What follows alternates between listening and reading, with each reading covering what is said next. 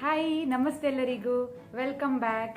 ಇವತ್ತು ನಾವು ಹಾಗಲಕಾಯಿ ಬಿಟ್ಟರ್ ಗಾರ್ಡ್ ಇದರ ಒಂದು ಹೆಲ್ದಿ ರೆಸಿಪಿ ಮಾಡೋಣ. ಹಾಗಲಕಾಯಲ್ಲಿ ಕೆಲವೆಲ್ಲ ಹೆಲ್ತ್ ಬೆನಿಫಿಟ್ಸ್ ಇದೆ.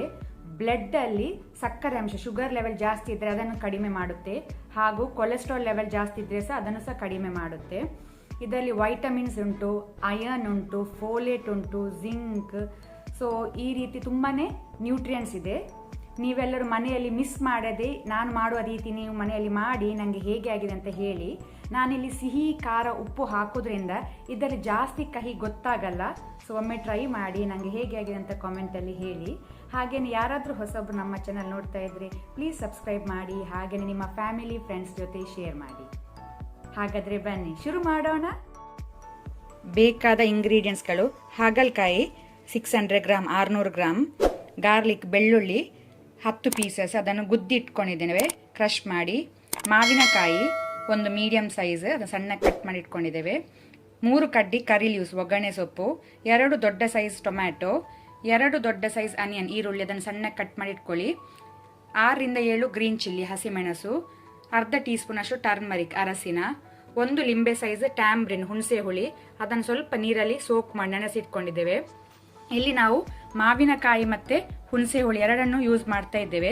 ಒಂದು ವೇಳೆ ನಿಮ್ಮ ಹತ್ರ ಮಾವಿನಕಾಯಿ ಇಲ್ಲ ಇದ್ರೆ ನೀವು ಬರೀ ಹುಣಸೆ ಹುಳಿ ರಸ ಹಾಕಿದ್ರೆ ಸಾಕು.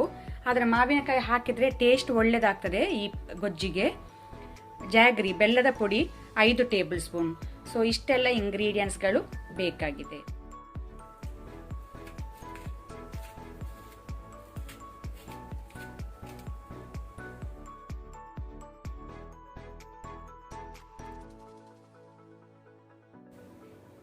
ನಾನು ಪಾತ್ರೆ ಬಿಸಿಗಿಟ್ಟಿದ್ದೇನೆ. ಅದಕ್ಕೆ 1 ಟೇಬಲ್ ಸ್ಪೂನ್ ಅಷ್ಟು ಕುಕ್ಕಿಂಗ್ ಆಯಿಲ್ ಹಾಕೊಳ್ಳುವ. ಎಣ್ಣೆ ಬಿಸಿ ಆಗಲಿ. ಎಣ್ಣೆ ಬಿಸಿ ಆದ ನಂತರ ಗಾರ್ಲಿಕ್ ಬೆಳ್ಳುಳ್ಳಿ ಹಾಕೊಳ್ಳುವ.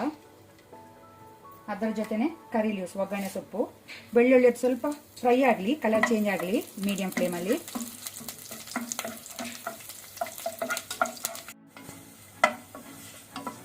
ಇಲ್ಲೀಗ ಬೆಳ್ಳುಳ್ಳಿ ಒಳ್ಳೆ ರೀತಿ ಕೆಂಪಾಗಿದೆ, ಈ ರೀತಿ ಕಲರ್ ಚೇಂಜ್ ಆಗಬೇಕು ಸಾಕು. ಈಗ ನಾವು ಈರುಳ್ಳಿ ಹಾಕೊಳ್ಳೋಣ. ಆನಿಯನ್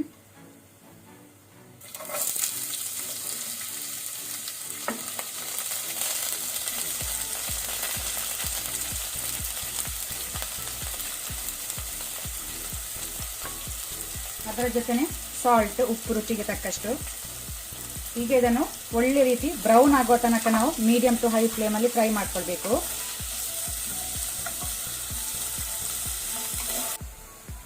ಈ ರೀತಿ ಈರುಳ್ಳಿ ಬ್ರೌನ್ ಆಗಬೇಕು, ಒಳ್ಳೆ ಫ್ರೈ ಆಗಬೇಕು. ಸೊ ಇದೇ ಎಲ್ಲ ಸ್ಟೆಪ್ಸ್ ಅನ್ನು ಫಾಲೋ ಮಾಡಿ. ಈಗ ನಾವು ಹಸಿಮೆಣಸು ಗ್ರೀನ್ ಚಿಲ್ಲಿ ಹಾಕೊಳ್ಳೋಣ.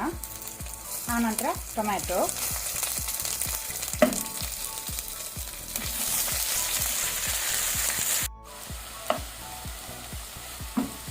ಈಗ ನಾವು ಟೊಮೆಟೊವನ್ನು ಸಹ ಒಳ್ಳೆ ರೀತಿ ಮೀಡಿಯಂ ಟು ಹೈ ಫ್ಲೇಮಲ್ಲಿ ಫ್ರೈ ಮಾಡ್ಕೊಳ್ಬೇಕು.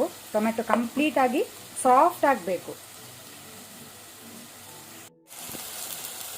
ಟೊಮೆಟೊ ಸಾಫ್ಟ್ ಆದ ನಂತರ ನಾವು ಮಾವಿನಕಾಯಿ ಹಾಕೊಳ್ಳೋಣ. ಆನಂತರ ಟರ್ಮರಿಕ್ ಅರಸಿನ,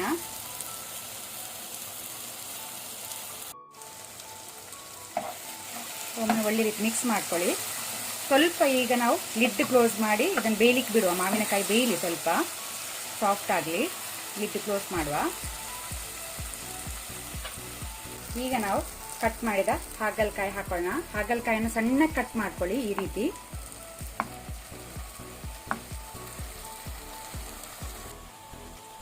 ಈಗ ನಾವು ಹುಳಿ ನೀರು ಹಾಕೊಳ್ಳೋಣ, ಟ್ಯಾಮ್ರಿಂಡ್ ಪಲ್ಪ್. ಆನಂತರ ಜಾಗರಿ ಪೌಡರ್ ಬೆಲ್ಲದ ಪುಡಿ. ಬೆಲ್ಲ ನೀವು ಅಡ್ಜಸ್ಟ್ ಮಾಡ್ಕೊಳ್ಬೋದು, ಎಷ್ಟು ಬೇಕು ನಿಮಗೆ ಸಿಹಿ ನೋಡಿಕೊಂಡು. ಆನಂತರ 1/4 ಲೋಟೆಯಷ್ಟು ವಾಟರ್ ನೀರು. ಒಮ್ಮೆ ಜಾಸ್ತಿ ಹಾಕೊಳ್ಬೇಡಿ, 1/4 ಲೋಟೆಯಷ್ಟು ಹಾಕಿ ಸಾಕು.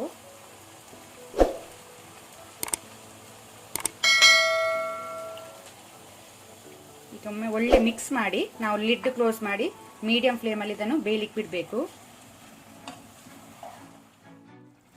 ಇಲ್ಲೀಗ ಹಾಗಲಕಾಯಿ ಬೆಂದು ರೆಡಿಯಾಗಿದೆ.